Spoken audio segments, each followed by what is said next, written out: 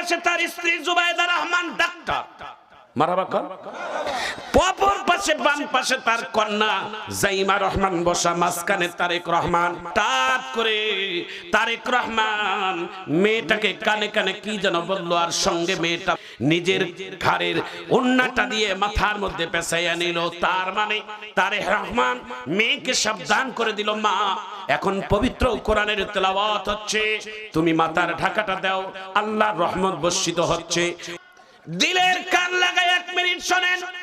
গতকালকে বাংলাদেশের সাবেক তিনবারের সাবেক প্রধানমন্ত্রী বেগম জিয়া জীবনের একটা ইতিহাসের সম্পর্ক নিয়ে, তার জীবন ইতিহাস নিয়ে একটা শোক সভার আয়োজন করেছেন। বাংলাদেশের এই পাশের লোকেরা সবাই সেই মজলিসের মধ্যে বসা ছিলেন। তারেক রহমানের গোটা পরিবার সেখানে ছিলেন।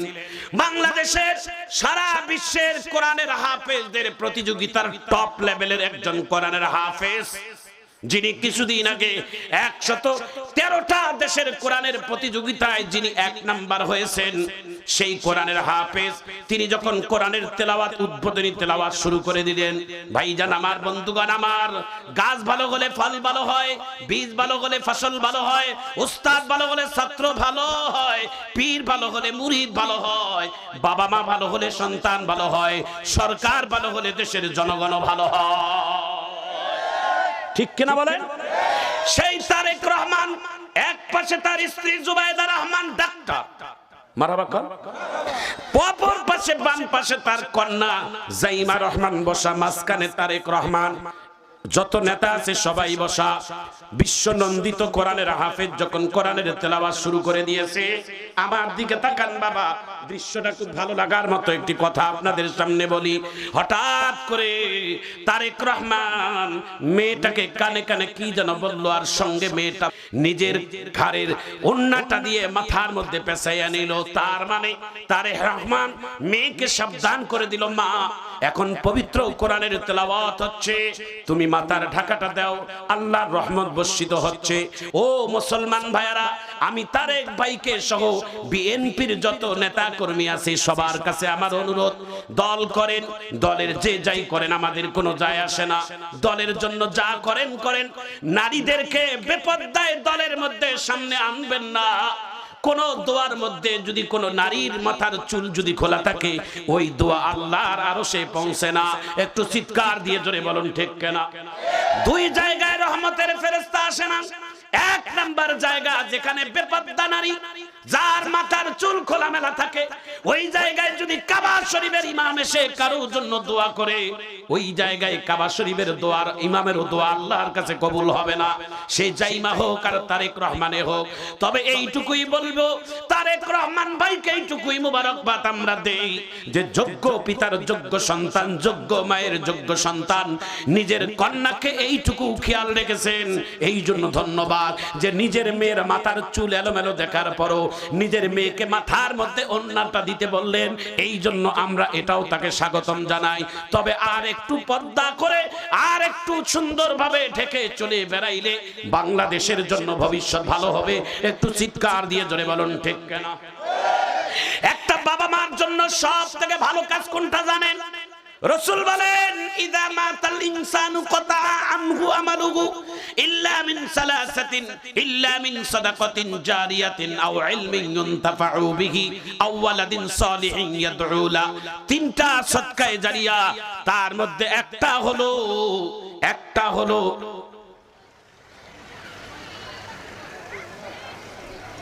এত যদি ডিস্টার্ব দেন বাহে, হ্যাঁ খালি ডিস্টার্ব দেন তোরা। খারাপ কিছু বলছি? খারাপ কিছু বলছি? আমার সময়ের উপর গুরুত্ব আছে, আমার জানা আছে কখন কোন টাইমে কয় মিনিটে কি করা লাগবে আমি সব জানি। আমারে ডিস্টার্ব দিয়েন না, আমারে পত্র দিয়ে বাধা দিয়েন না, আমারে আটকাইয়েন না। আমার আটকাইলে আমার কথা বলতে অসুবিধা হয়। আমার এই কথাটা বলতে দেন। আমার জনগণেরা কাঙ্ক্ষিত হয়ে পিপাসিত হয়ে কথাগুলো শোনার জন্য বসে আছে। কথা বলেন ঠিক কিনা? 2-1 মিনিট যদি এদিক ওদিক যায় অসুবিধা নেই, জোরে বলুন ঠিক কিনা?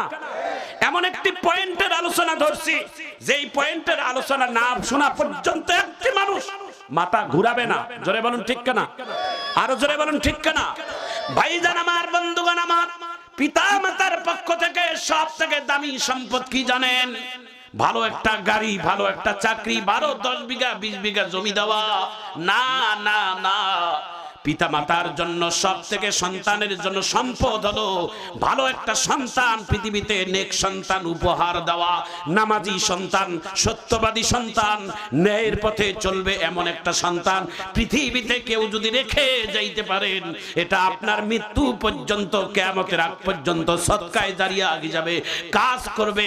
একটু চিৎকার দিয়ে জোরে বলেন আল্লাহু আকবার।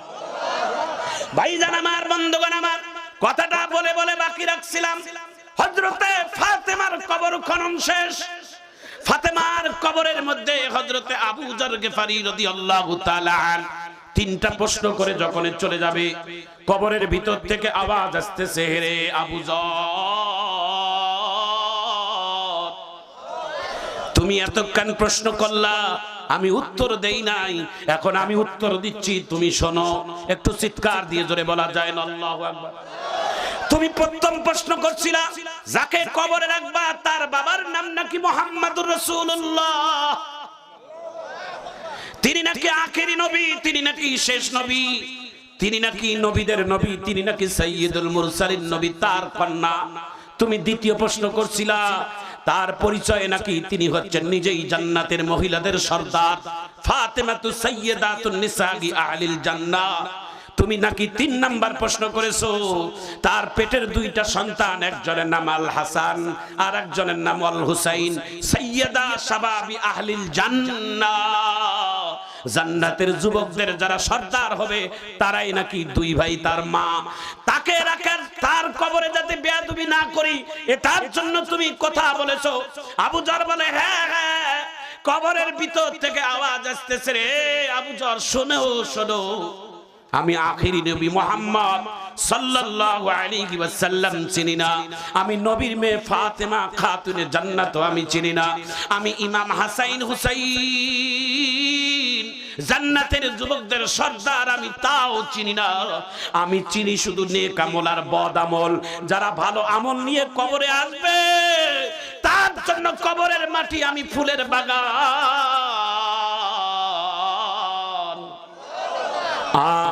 আর যদি কেউ বদ আমল নিয়ে কবরে আসে, আমি কবরের মাটি তো আযাব দেবই দেব। প্রাথমিকভাবে আযাব হলো, আমার দিকে তাকান, এই যে কবরের 2 দিকের মাটি, মাইয়াতকে এমন জোরে কবরটা চাপ দিয়ে এমন ভাবে একটা মসর দিবেন ভাইরা, বাম পাজরের হাড্ডি ডান পাজরে ঢুকে যাবে, ডান পাজরের হাড্ডি বাম পাজরে ঢুকে যাবে, পা মাথা এরকম আটো হয়ে আসবে, এমন চাপ মারবে রে কবরের মাটি। ওই দিন ওই কবরের মধ্যে চিৎকার দিয়ে কাঁদবা, কেউ তোমার কবরে সাড়া দিবে না। তোমার ছেলে কবরে যাবে না, তোমার মেয়ে কবরে যাবে না, তোমার স্ত্রী কবরে যাবে না, তোমার দলের নেতা কবরে যাবে না রে ভাই। তোদের পাগুলো আগাই দাও রে ভাই। আমি আবুল কাসিম সরকার তোদের পায়ে হাত দেই রে ভাই। আমি তোমাদের পায়ে হাত দিয়ে যুবক ভাইরা অনুরোধ করে যাই, মা বোনেরা অনুরোধ করে যাই, এক ওয়াক্ত নামাজ ছেড়ে দিও না ভাইয়া, নামাজ ছেড়ে দিও না। নামাজ ছেড়ে দিলে কবরের আযাব সহ্য করতে পারবা না বাজার। কোন দিন যেন মসজিদের খাটটা তোমার বাড়ির দুয়ারে হাজির হইয়া যায়, কোন দিন যেন তোমার বাড়ির কাছের মসজিদে তোমার একটা মৃত্যুর সংবাদ দিয়ে দেয়, একটি শোক সংবাদ।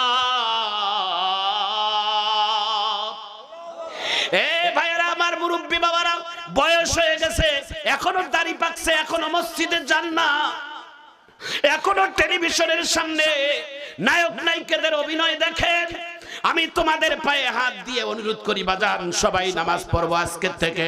একটু সবাই জোরে বলেন ইনশাআল্লাহ সবাই। কিন্তু আমরা কি বলি, যখন একটা ভ্যান ওঠে না, রিক্সা ওঠে না, কোনো কাজে শক্তি পাই না, তখন বলি হেইয়া।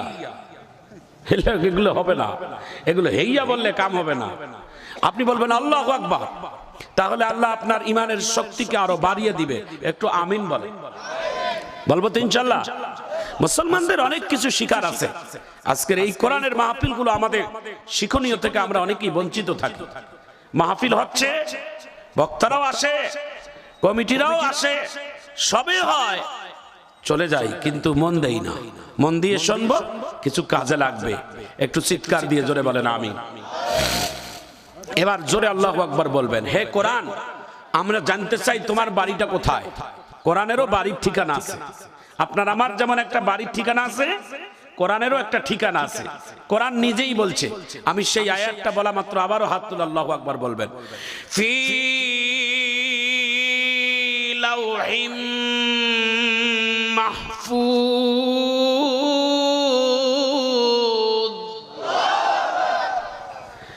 কোরআনের বাড়ি এই পৃথিবীতে নয়, কোরআনের বাড়ি এই বাংলাদেশে নয়, ইন্ডিয়া নয়, সৌদি আরবে নয়, আমেরিকাও নয়, পৃথিবীর কোন দেশেই কোরআনের বাড়ি নয়।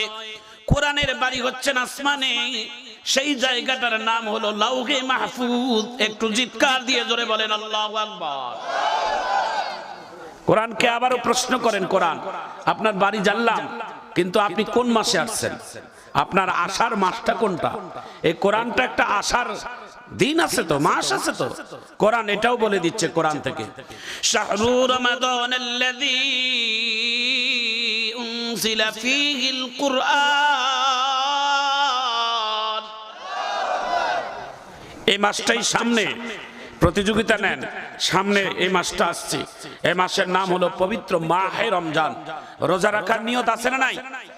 আছে নাকি সিগারেট খাবেন? যারা গুল খায়, সিগারেট খায়, ঘন ঘন সিগারেট না খাইলে মেজাজ ঠিক থাকে না। এইরকম মানুষের রমজান আসলে ভেজাল, তাই না? না, রমজান তো আপনার আমার জন্য বারাকা। আহলান ও সাহলান, আপনি আসেন, আমরা আপনাকে সদরে গ্রহণ করব। ঠিক কিনা বলেন?